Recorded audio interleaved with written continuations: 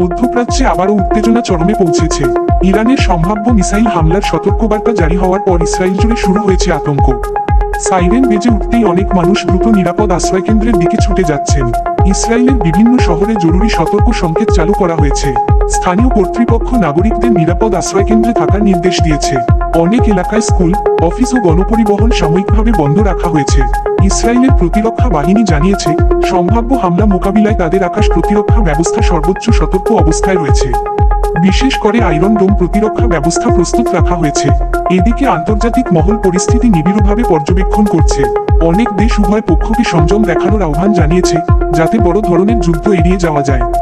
বিশ্লেষকদের মতে, যদি পরিস্থিতি আরও খারাপের দিকে যায়, তাহলে মধ্যপ্রাচ্যে বড় ধরনের সংঘাতের আশঙ্কা তৈরি হতে পারে।